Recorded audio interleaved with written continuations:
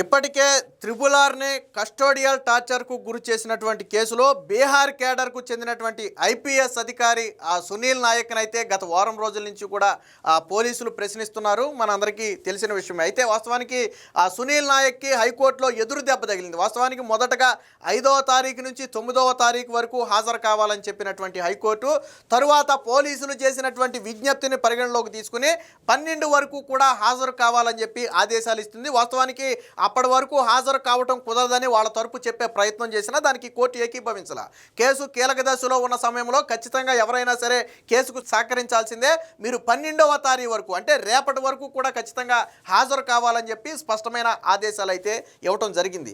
So నిన్న కూడా ఆ కేసు విచారణకు సంబంధించి కొన్ని కీలక ప్రశ్నలు అడిగారు. ఆ రోజు విచారణలో మీతో పాటు ఎవరెవరు ఉన్నారు, మీరు ఏం ప్రశ్నలు అడిగారు, రఘురామకృష్ణరాజు ఏం సమాధానం చెప్పారు, ఎందుకు ఆ రోజు సీసీ కెమెరాలు కావచ్చు, వీడియో రికార్డింగ్ కావచ్చు లేకుండా వ్యక్తిగతంగా ఎవరూ లేకుండా వ్యక్తిగతంగా ఎందుకు ప్రశ్నలు అడిగారనే విషయాలు అయితే అడగటం జరిగింది. దీంతో పాటు సీన్ కూడా రీక్రియేట్ చేయడం జరిగింది. ఆ రోజు రఘురామకృష్ణరాజుని అరెస్టు చేసి తీసుకొచ్చిన సమయం దగ్గర నుంచి ఆయన్ని ఎక్కడ కూర్చోబెట్టారు, ఎవరెవరు విచారించారు, ఎన్ని ప్లేసులు తిప్పారు, ఎంత సమయం వెయిట్ చేయించారు, అరెస్టు చేసిన సమయంలో సునీల్ నాయక్ ఎక్కడ ఉన్నాడు, ఇలాంటి అనేక అంశాలను సీన్ రీక్రియేట్ చేయడం కోసం ఆయన్ను అరెస్టు చేసి ఉంచినటువంటి ఆఫీస్కే తిరిగి తీసుకువెళ్లారు. సో ఎక్కడ కూర్చోబెట్టారు, మీరు ఎక్కడ కూర్చున్నారు, ఎంతమంది వచ్చారు, ఇలాంటి అనేక విషయాలను అయితే అడగటం జరిగింది. దాంతోపాటు వీళ్ళ పోలీసుల దగ్గర ఉన్నటువంటి కొన్ని ఆధారాలను బేస్ చేసుకుని స్ట్రైట్ ప్రశ్నలు అడిగినప్పుడైతే సునీల్ నాయక్ సమాధానం చెప్పకుండా దాటవేసినట్టుగా తెలుస్తుంది. అయితే ఈ కేసు ఇక్కడతో అయిందంటే లేదు, తదుపరి విచారణ ఎవరు? సో ఇప్పటికే సునీల్ కుమార్ అయిపోయాడు, సునీల్ నాయక్ అయిపోయాడు, ఆల్రెడీ జైపాల్ అనే ఒక అధికారి అరెస్ట్ అయ్యి జైలు నుంచి కూడా వచ్చాడు బయటికి. సో ఈ కేసు కీలకంగా సాగుతుంది. ఇదే సమయంలో రఘురామకృష్ణరాజు కేసుతో పాటు నటి జత్వానీ కేసులో ఇరుక్కున్నటువంటి మరొక ఐపీఎస్ అధికారి ఎవరయ్యా అంటే సీతారామాంజనేయులు. సో గతంలో ఇంటెలిజెన్స్ చీఫ్గా పనిచేసినటువంటి వ్యక్తి. సో తదుపరి విచారణ ఎవరి వైపు మళ్ళుతుంది అంటే సీతారామాంజనేయులు, తరువాత జగన్మోహన్ రెడ్డి. ఎందుకంటే ఈ కేసులో జగన్మోహన్ రెడ్డి పాత్ర కూడా ఉందని చెప్పి జగన్మోహన్ రెడ్డి పేరును కూడా ఈ కేసులో త్రిబుల్ ఆర్ ఇంక్లూడ్ చేయడం జరిగింది. వాస్తవానికి ఆయన పెట్టిన కేసు ఏంటంటే నన్ను హత్యాయత్నం చేసే ప్రయత్నం చేశారు, నా మీద మర్డర్ అటెంప్ట్ జరిగింది అనేది ఆయన పెట్టినటువంటి కేసు. సో ఈ కేసులో ఒక్కొక్కరిని విచారించుకుంటూ వస్తున్నారు. ఇంకా ఇద్దరు మాత్రం మిగిలారు. ఒకటి సీతారామాంజనేయులు, రెండోది జగన్మోహన్ రెడ్డి. ఖచ్చితంగా సునీల్ నాయక్ విచారణ పూర్తయిన తరువాత సీతారామాంజనేయులను అయితే విచారించే అవకాశం ఉంది. వాస్తవానికి సీతారామాంజనేయుల్ని జత్వానీ కేసులో ఆల్రెడీ ఏడాది క్రితమే సస్పెండ్ చేశారు. సస్పెండ్ చేసిన ఈ నెల ఆగస్టు చివరికి సీతారామాంజనేయులకి సంబంధించి రిటైర్మెంట్ ఉంది. కాబట్టి ఆ సస్పెన్షన్ను మరొకసారి పొడిగిస్తూ రిటైర్మెంట్ వరకు కూడా సీతారామాంజనేయులు సస్పెన్షన్ వరకు ఉండాల్సిందని చెప్పి పొడిగించారు. ఆల్రెడీ ఇప్పటికే సునీల్ కుమార్ని కూడా రిటైర్మెంట్ వరకు సస్పెన్షన్ పొడిగించారు. ఇప్పుడు సీతారామాంజనేయులు కూడా రిటైర్మెంట్ వరకు సస్పెన్షన్ పొడిగించారు.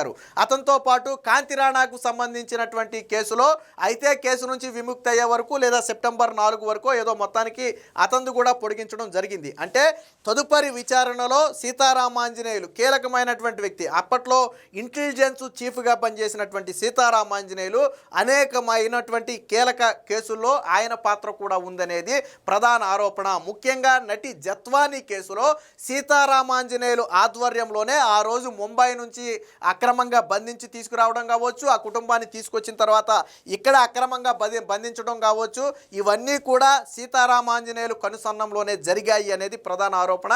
గతంలో వాంగ్మూలం ఇచ్చినటువంటి అధికారులు కూడా సీతారామాంజనేయులు ఆదేశాలు మేరకే మేము జత్వానీని అరెస్టు చేశాము, ఆయన ఆదేశాల మేరకే మేము ఈ కేసును తీసుకున్నామని చెప్పి వాంగ్మూలాలు కూడా ఇచ్చిన నేపథ్యంలో వాస్తవానికి ఆ కేసు ఇంకా ఆయన మీద తీవ్ర ఎఫెక్ట్ ఉంది. దాంతోపాటు ఈ కేసులో కూడా రఘురామకృష్ణరాజు సీతారామాంజనేయుల పేరునైతే యాడ్ చేశారు. ఇప్పుడు వైసీపీ టెన్షన్ ఏంటంటే అటు తిరిగి ఇటు తిరిగి జగన్మోహన్ రెడ్డికి నోటీసులు ఇస్తారనే భయం వైసీపీ వర్గాల్లో చాలా బలంగా ఉంది. ఖచ్చితంగా జగన్మోహన్ రెడ్డికి నోటీసులు ఇవ్వాలి, అవసరమైతే ఆయన్ని విచారణకు కూడా పిలవాలి. ఎందుకనంటే కేసులో ఉన్న ప్రతి ఒక్కరిని విచారించిన తరువాతే విచారణ ఒక కొలిక్కి వచ్చే అవకాశం ఉంది. అధికారులు కూడా ఒక కన్క్లూజన్కి వస్తారు. సో ఎవరిది తప్పు ఎవరిది ఒప్పు, ఎవరి పాత్ర ఎంత అనేది తెలియాలి అంటే జగన్మోహన్ రెడ్డిని కూడా విచారణకు పిలిచే అవకాశం ఉందని చెప్పి బలంగా నమ్ముతున్నారు. న్యాయవర్గాల్లో కూడా ఈ చర్చ నడుస్తుంది. ఖచ్చితంగా ఈ అటెంప్ట్ కేసులో కోర్టు కూడా అందుకు సానుకూలంగానే ఉంటుంది. ఎందుకంటే ఫర్ ఎగ్జాంపుల్ ఐపీఎస్ అధికారిని తీసుకోండి, నేను రాను అని పట్టుబడితే బీహార్ రాష్ట్రంలో అడ్డుకునే ప్రయత్నం చేస్తే హైకోర్టు ఆదేశాలతో తీసుకొచ్చారు బయటికి. సో హైకోర్టు కూడా ఏం చెప్పింది, ఇది కీలకమైనటువంటి కేసు, ఇది బాగా డెప్త్ ఉన్నటువంటి కేసు, కాబట్టి దీని మీద విచారణ జరగాల్సిందేనని చెప్పింది. కాబట్టి ఇప్పుడు జగన్మోహన్ రెడ్డిని కూడా విచారణకు పిలిస్తే కోర్టు నుంచి రక్షణ పొందే అవకాశం ఉందా అంటే న్యాయవర్గాల్లో లేదనే చెప్తున్నారు. ఎందుకంటే ఆయన విచారణకు వచ్చినంత మాత్రాన దోషని కాదు, కానీ విచారణకు కన్నా రాకపోతే అనుమానాలు బలపడతాయి. ఇప్పుడు జగన్మోహన్ రెడ్డి నేను మాజీ సీఎంని, లేకపోతే నేను ఇదిగా ఉన్నాను, నన్ను మీరు పిలుస్తారా, నేను కోర్టులకు వెళ్ళి రక్షణ పొందుతాను అంటే సరే, కోర్టులు రక్షణ కల్పిస్తాయా లేదా అనేది మనం చెప్పలేం, కానీ ప్రజల్లో ఒక అనుమానం కలుగుద్ది. ఎందుకని నీ పాత్ర ఏమీ లేకపోతే విచారణకి వెళ్దాక నీకేంది నొప్పి? చంద్రబాబు గారి హయాంలో ఫర్ ఎగ్జాంపుల్ నారా లోకేష్ని తీసుకోండి, ఇన్నర్ రింగ్ రోడ్ అన్నారు. ఇన్నర్ రింగ్ రోడ్డు వ్యవహారంలో నారా లోకేష్ని 2 సార్లు విచారణకు పిలిచారు. 2 సార్లు విచారణకు పిలిచి ఇన్నర్ రింగ్ రోడ్డు గురించి ఏమైనా ప్రశ్నలు అడిగారంటే అడగలేదు. మీ హెరిటేజ్లో షేర్ వాల్యూ ఎంత, అందులో మీ వాటా ఎంత, అసలు హెరిటేజ్కి ఇన్నర్ రింగ్ రోడ్డుకి ఏంది సంబంధం, గతంలో అడిగారు. అలాగే ఇప్పుడు కూడా జగన్మోహన్ రెడ్డికి సంబంధం ఉందా లేదా అనేది తర్వాత తేలద్ది, కానీ ఖచ్చితంగా విచారణకైతే రావాల్సి ఉంటుంది. నిన్న సునీల్ నాయక్ని అడిగినటువంటి ప్రశ్నలు ఏంటి అనేది కూడా మనం ఒకసారి చూద్దాం. కస్టడీలో రఘురామను అడిగిన ప్రశ్నలు ఏంటి, ఆయన ఏమి సమాధానాలు ఇచ్చారు, విచారణలో ఐపీఎస్ సునీల్ నాయక్ పోలీసు ప్రశ్నలు అని చెప్పి నాటి నరసాపురం ఎంపీ, ప్రస్తుత డిప్యూటీ స్పీకర్గా ఉన్నటువంటి రఘురామకృష్ణరాజు కస్టోడియల్ టార్చర్ కేసులో ఐపీఎస్ సునీల్ నాయక్పై విచారణ కొనసాగుతుంది. 6వ రోజైన మంగళవారం పోలీసులు ఆయనకు పలు ప్రశ్నలు సంధించారు.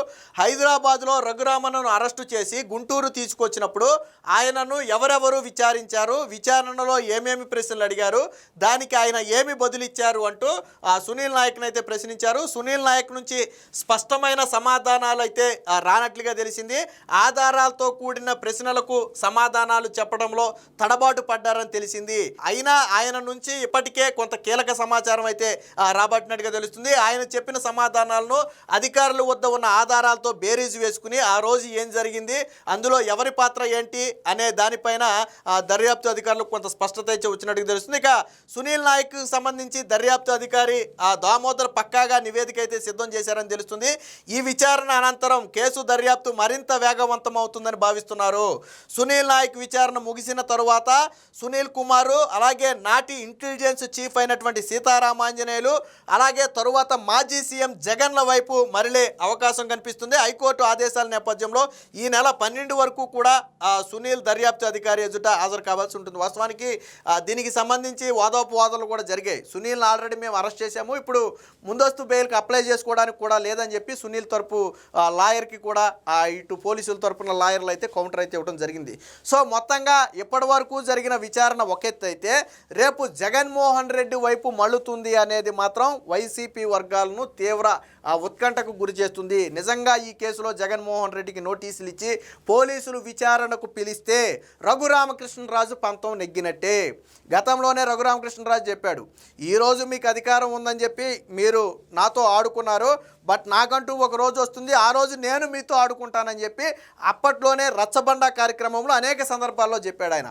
ఇప్పుడు కూడా జగన్మోహన్ రెడ్డిని ఖచ్చితంగా విచారించాలని ఆయన పదే పదే చెప్తున్నాడు. ఎందుకంటే ఒకటి విషయం, ఆ రోజు రఘురామకృష్ణరాజును కొట్టినప్పుడు ఎవరో వీడియో కాల్లో చూశారు. ఒక వ్యక్తి వీడియో కాల్ చేసి అటుపక్క ఒక వ్యక్తికి చూపించాడు. చూసిన వ్యక్తి ఎవరు, వీడియో కాల్లో చూసిన వ్యక్తి ఎవరు, ఇదే ప్రశ్నను సునీల్ నాయక్ను కూడా అడిగినట్టున్నారు అధికారులు విచారణలో. సో ఎవరో ఒక వ్యక్తి అటుపక్క నుంచి రఘురామకృష్ణరాజుని కస్టోడియల్ టార్చర్ చేస్తుంటే లైవ్లో చూశారు, ఎవరా వ్యక్తి అనే ప్రశ్న ఉంది. ఆ ప్రశ్నకు కీలక సమాధానం రావాల్సి ఉంది. రఘురామకృష్ణరాజు అంచనా ప్రకారం ఎవరు చూసుంటారనేది ఈ పాటికి మీకే అర్థమై ఉంటుంది. కాబట్టి ఖచ్చితంగా జగన్మోహన్ రెడ్డిని విచారణకు పిలవాలి, జగన్మోహన్ రెడ్డి పాత్ర మీద కూడా విచారణ జరగాలి అనేది రఘురామకృష్ణరాజు మొదటి నుంచి చెబుతున్న మాట. ఏది ఏమైనా మొత్తంగా ఈ రఘురామకృష్ణరాజు కస్టోడియల్ టార్చర్ కేసు ఇప్పుడు సునీల్ నాయక్ తర్వాత అది జగన్మోహన్ రెడ్డి వైపు మళ్ళీ అవకాశం ఉంది. అధికారులు జగన్మోహన్ రెడ్డికి నోటీసులు ఇచ్చి పిలిచే అవకాశం ఉందని తెలియటంతో ఇప్పుడు వైసీపీ వర్గాలు మొత్తం కూడా ఒక్కసారిగా ఉలిక్కి పడ్డాయి అనటంలో ఎటువంటి సందేహం లేదు.